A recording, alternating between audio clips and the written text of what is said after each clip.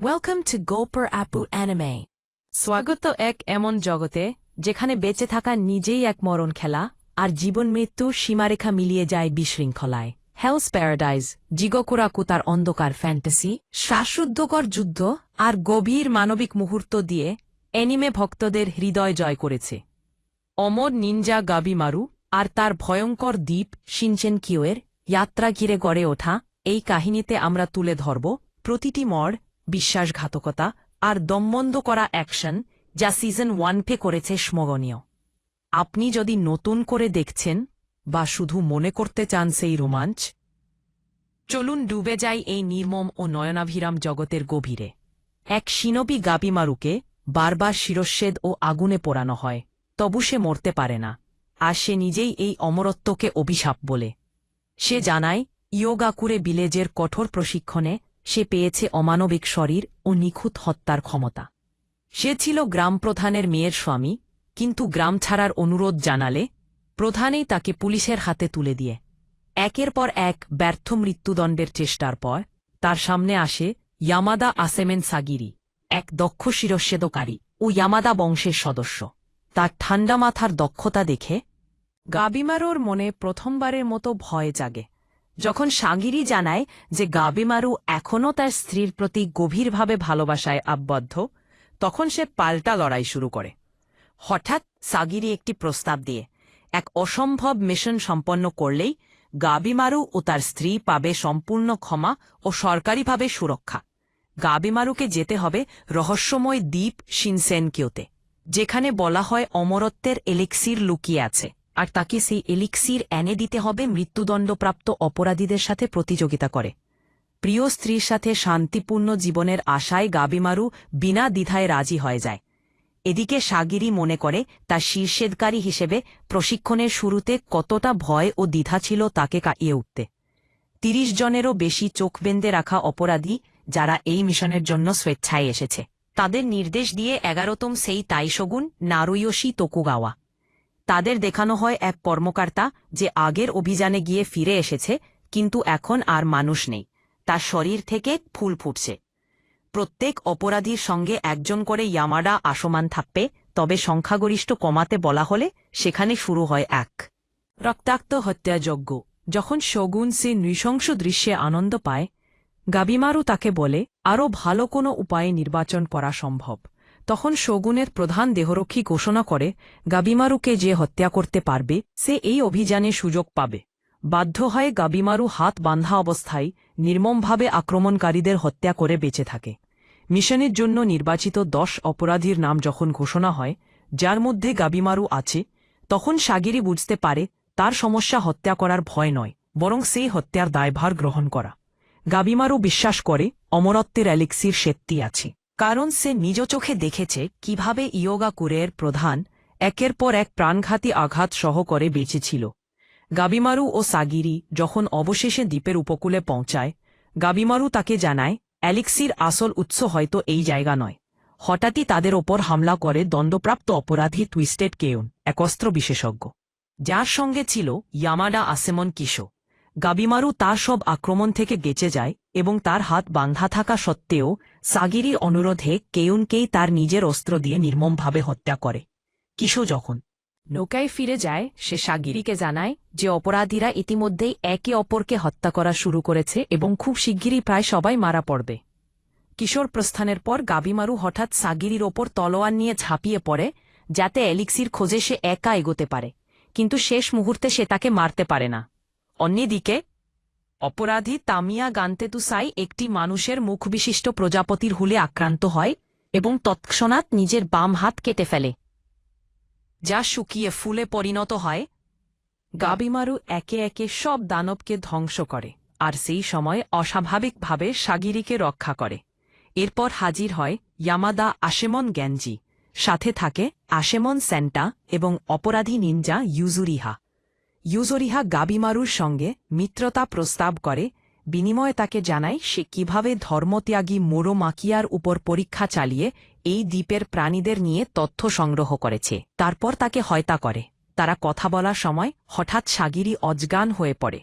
অন্যদিকে আজা চৌবেই ও তার ছোট ভাই ইয়ামাদা আসেমন তোমা একদল ভয়ঙ্কর দানবের মুখোমুখি হয়। চৌবেই মনে করে সে পরিস্থিতি নিয়ন্ত্রণে রেখেছে, কিন্তু নিজে আহত হয় এবং তোমা ধরা পড়ে গেলে সে এক উন্মত্ত রাগে দানবদের ছিন্নভিন্ন করে ফেলে। পরে সাগিরির জ্ঞান ফেরে এবং দেখে তারা এখন সেই প্রজাপতিদের আশেপাশে নেই যাদের বিষাক্ত আসে সে অজ্ঞান হয়ে গিয়েছিল। গাবিমারু জানায় একা ঘুরে বেড়ানোর সময় সে দেখতে পায় দ্বীপের অনেক গাছই আসলে শগুনের পাঠানো প্রাক্তন সামুরাইদের রূপান্তর।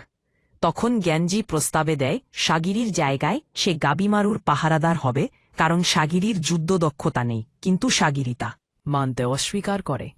অন্যদিকে ইয়ামাডা আসোমেন তেনজা অপরাধী নুরুগাইকে নিয়ে দ্বীপ ছাড়ার চেষ্টা করে। সে ছিল সান্টা জনগোষ্ঠীর শেষ প্রতিনিধি। তারা দানবদের আক্রমণের মুখে পড়ে এবং ধ্বংসপ্রাপ্ত নৌকার মধ্য দিয়ে পালাতে গিয়ে দেখে আসোমেন কিশো এখনও বেঁচে আছে, কিন্তু তার শরীর থেকে ফুল গজাচ্ছে।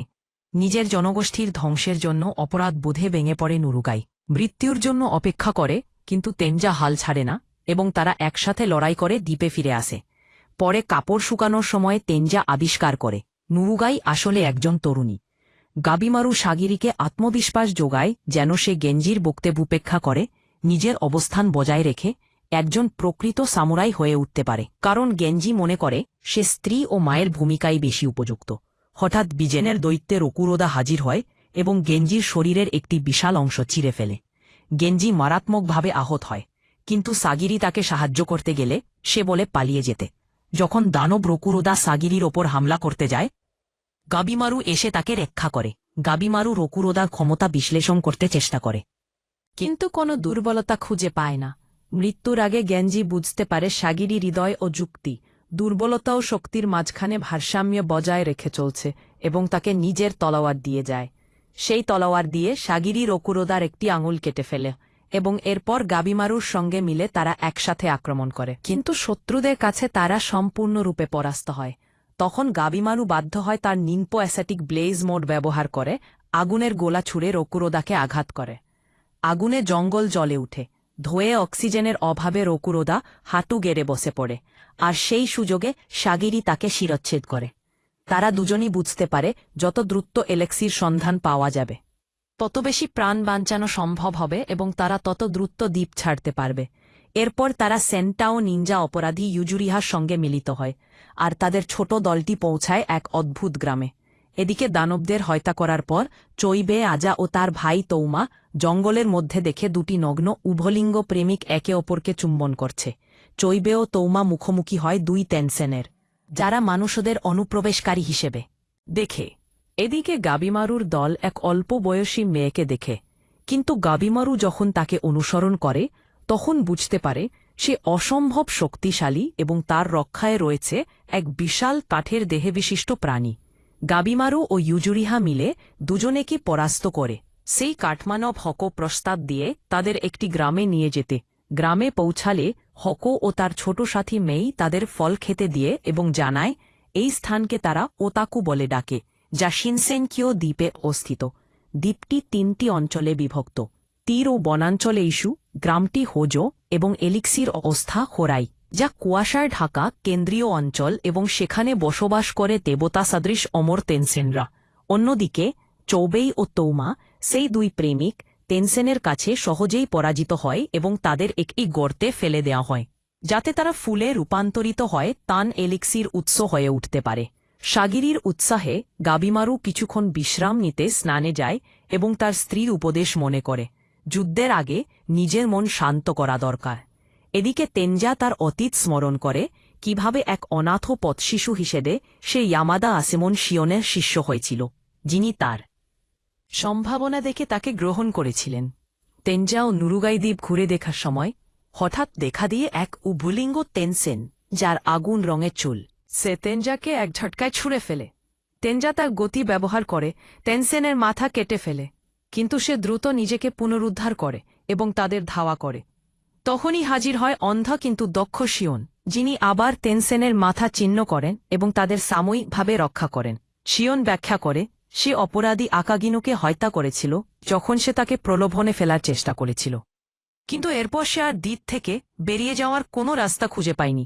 হঠাৎ সেই আগুন চুলের তেনসেন আবার আক্রমণ করে, শিয়নের গলায় আঘাত হানে, আর তেনজা যখন তরবারি নিয়ে আক্রমণ করে সে মারাত্মকভাবে আহত হয়। শিওন ও নুয়ুগাইকে বাঁচাতে শেষ চেষ্টা হিসেবে তেনজা খালি হাতে তেনসেনের ওপর ঝাঁপিয়ে পড়ে এবং নিজের জীবন উৎসর্গ করে তাদের পালিয়ে যাওয়ার সুযোগ করে দিয়ে। এদিকে গাবিমারু অধৈর্য হয় একাই হোরাই এর উদ্দেশ্যে রওনা দিয়ে। পথে দেখতে পায় স্থির দাঁড়িয়ে থাকা গাছগুলো স্তোত্র পাঠ করেছে। সে এক মন্দিরে পৌঁছায়, যেখানে তার সামনে হাজির হয় সেই একই তেনসেন যে তেনজাকে হত্যা করেছিল। গাবিমারু তার সব দক্ষতা ও কৌশল ব্যবহার করে এনসেনের বিরুদ্ধে লড়াই করে, কিন্তু তেনসেন দ্রুত নিজেকে পুনরুজ্জীবিত করে ফেলে। তখন গাবিমারু একের পর এক জ্বরের মতো আক্রমণ চালায়, যা শেষে সফল হয়। তেনসেন মারা গেলে তার দেহে ফুলে ছেয়ে যায় এবং তা এক অর্ধমানব অর্ধ উদ্ভিদরূপী দানবই রূপ নেয়। সেই দানব গাবিমারুকে আক্রমণ করে ও ধরে ফেলে। তখন গাবিমারু তার প্রশিক্ষণের কথা মনে করে এবং অবশিষ্ট শক্তি দিয়ে একটি চূড়ান্ত আঘাত হানে, যা তাকে কিছুটা মুক্তি দেয়। আর ঠিক তখনই মেই এসে তাকে উদ্ধার করে। অন্যদিকে সাত তেনসেন, সাংদি সামন্তভদ্র, দাদি আকশো, জুজুনা মোকাবদ্র, সেজেশাস ড্যাশিং রত্না, ইউয়ানজুন তথাতা গঙ্গম মঞ্জুশ্রী এবং দেইফাইট ডিজুন খুন্ডি একত্রিত হয় পরিস্থিতি পর্যালোচনার জন্য এবং একত্রে এলিক্সির পান করে। হোকো বাকিদের মেই ও গাবিমারুকে খুঁজে বের করতে নিয়ে যাওয়ার প্রস্তাব দেয় এবং ব্যাখ্যা করে যে এই দ্বীপে বসবাসকারী সব মানুষই এক সময়ে গাছের রূপে রূপান্তরিত হয়েছে। গাবিমারু জ্ঞান ফিরে পেলে তার সামনে হাজির হয় তামিয়া গানটেটে সুসাই ও ইয়ামাডা আসেমেন ফুচি। তখন গাবিমারু এতটাই দুর্বল ছিল যে গানটেটে সুসাই ও ফুচির সঙ্গে লড়াই করা সম্ভব ছিল না, তাই সে তেনসেন এবং তাদের ক্ষমতা সম্পর্কে সব বলার পর তারা একসঙ্গে কাজ করতে রাজি হয়। অন্যদিকে সেন্তা ধারণা করে যে এই দ্বীপ আসল শিনসেনকিও নয়, আর এই অদ্ভুত দেবতারা আসল দেবতা নয়। এগুলো অনেকটা মোরোমাকিয়া নামক এক নতুন ধর্মের প্রতিষ্ঠাতার বানানো ধারণার মতো, যে শকুনকে হঠানোর পরিকল্পনা করছে। গাবিমারু মেইকে তেনসেন সম্পর্কে প্রশ্ন করলে সে বলে তারা তাও নামক শক্তির অধিকারী, আর সেই মুহূর্তে হোকো তার গ্রুপকে জানায় তাও হল এক ধরনের চি প্রবাহ বা প্রাণশক্তির মত। অন্যদিকে নুরুগায় শিওনের কাছে অনুরোধ করে তাকে তরবারি চালানো শেখাতে, কিন্তু ঠিক তখনই তারা একদল বোধহীন দানবের আক্রমণের শিকার হয়। এদিকে চৌবেই ধীরে ধীরে তার ভাই তৌমাকে টেনে তোলে সেই ফুলে ভরা গর্ত থেকে, আর তখন তাদের সামনে হাজির হয় এক দোষী, এক বুদ্ধিমান দানব যে মানুষদের অনুপ্রবেশ তদন্ত করতে এসেছে। চৌবেই দোষীর ওপর ঝাঁপিয়ে পড়ে আর তৌমা সামনে আসা শোষিন দানবের কিটে ফেলে। তবে দোষী এক মারাত্মক আঘাত হানে চৌবেইয়ের ওপর, কিন্তু চৌবেই মারাত্মক আঘাত পেলেও আশ্চর্যজনকভাবে আবার উঠে দাঁড়িয়ে দোষীর ওপর পাল্টা আক্রমণ চালায়। এইবার চৌবেইর মধ্যে দেখা যায় এক ধরনের পুনর্জন্ম ক্ষমতা, সম্ভবত ফুলের গর্তে পড়ে থাকার ফলে সে এই ক্ষমতা অর্জন করেছে। এখন সে দোষীর ভিতরের তাও অনুভব করতে পারে এবং অবশেষে তাকে পরাজিত করে। অন্যদিকে গাবিমারু ও গানটেৎসুসাই যখন শৌসিন দানবদের সঙ্গে লড়াই করছে, তখন মেই বারবার বলছে শক্তি ও দুর্বলতা।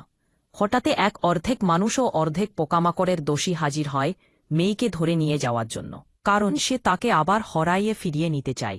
গাবিমারু নিজের স্বভাবের বাইরে গিয়ে তাকে রক্ষা করতে চায়, কিন্তু তখন গাবিমারু ও গানতেৎসুসাই উভয় পড়ে যায় বিশাল পোকামাকড়ের ঝাঙ্কের আক্রমণের মুখে। ফুচি তখন বুঝতে পারে মেই যা বলছে তা হল তাও মানে শক্তি ও দুর্বলতার মধ্যে ভারসাম্য। সে গাবিমারুকে বোঝায় যে দোষীর তাও দেখতে হলে আগে তাকে নিজের দুর্বলতা স্বীকার করতে হবে। গাবিমারু শুরুতে মানসিকভাবে লড়াই করে, কিন্তু ধীরে ধীরে সে দেখতে শুরু করে দোষী দুটির চারপাশে প্রবাহিত তাও এবং সেগুলোকে শেষ করে। এদিকে হোকো সবাইকে নিয়ে হরাইয়ের গেট পর্যন্ত পৌঁছায়, কিন্তু সেখানে এক ম্যাজেন্টা চুলোওয়ালা তেনসেন এসে হোকোর কাঠের মাথা এক ঝটকায় উড়িয়ে দেয়। এই তেনসেনের নাম পিওনি জুজুন আমক ঘজরা, যে বলে তান কোনো অমরতার এলেক্সার নয়, মানুষ এটা খেলে তারা গাছে পরিণত হয়। ইউজুরিহা বিদ্যুৎগতিতে আমোঘ ভোজরাকে কেটে টুকরো করে এবং বারবার বিষ দিয়ে মারার চেষ্টা করে, কিন্তু প্রতিবার সে নিজেকে পুনর্জন্ম দিয়ে। শেষমেশ সাগিরি, সেন্তা ও ইউজুরিহা মিলে নিজেদের তাওর অভিজ্ঞতা কাজে লাগিয়ে একত্রে আক্রমণ করে তেনসেনটিকে পরাজিত করে, যদিও এতে তারা সবাই আহত ও ক্লান্ত হয়ে পড়ে। কিছুক্ষণ পর যখন সেন্টা প্রস্তাব করে যে বাকি অভিযাত্রীদের বাঁচানোর পথ খুঁজে বের করতে হবে, তখন হঠাৎ সেই পরাজিত তেনসেন এক বিশাল ফুলে পরিণত হয় এবং ইউজুরিহা দিকে ছুড়ে দেয় একটি তীর সদৃশ বস্তু। কিন্তু সেন্টা তাকে বাঁচাতে নিজের শরীরকে ঢাল বানিয়ে সেই তীর নিজে গায়ে নিয়ে নেও। সেন তার শরীর থেকে ফুল গজাতে শুরু করে, আর সে কল্পনা করে যেন সে একটি ছবি আঁকছে যেখানে ইউজুরিহা ছাতা হাতে নাচছে। সেই মুহূর্তে দানবটি আবারও একের পর এক তীর ছুঁড়ে মারে ইউজুরিহা ও সাগিরির দিকে, কিন্তু হঠাৎ শিয়ন এসে উপস্থিত হয়, সব তীর প্রতিহত করে, তাদের রক্ষা করে। সে সাগিরিকে বোঝায় সে তাওর চেতনা ব্যবহার করে তেনসেনের শক্তিকে প্রতিরোধ করছে, কিন্তু একা সে তাকে পরাস্ত করতে পারছে না এবং আহত হয়। নুরুগাই সেন্টার শরীর থেকে গোজানো ফুল কেটে ফেলে, ফলে সে সাময়িকভাবে জ্ঞান ফিরে পায়।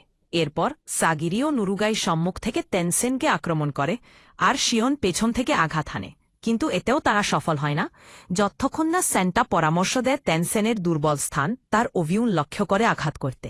এরপর শিয়ন, যিনি তখন মারাত্মক আহত, শেষ এক ঘা দিয়ে তেনসেনকে পরাজিত করেন, আর ইউজুরিহা কান্না ভেজা চোখে সেন্টাকে বিদায় জানায়। এরপর সাগিরি প্রস্তাব করে যে ইয়ামাদা আসেমেন এবং অপরাধীরা যদি বেঁচে ফিরতে চায় তাহলে তাদের একসাথে কাজ করতে হবে। তবে এই আলোচনা চলার সময় শিয়ন ও ইউজুরিহা দুজনেই সাগিরির সঙ্গে গাবিমারুর সম্পর্কে নিয়ে প্রশ্ন তোলে এবং সন্দেহ করে যে গাবিমারুর প্রেরণা হয়তো সম্পূর্ণ সত্যিও নয়। একই সময়ে গাবিমারু জেগে ওঠে, ক্লান্ত ও দ্বিধাগ্রস্ত অবস্থায় দেখেছে নিজের স্ত্রীর নাম বা মুখ কিছুই মনে করতে পারছে না।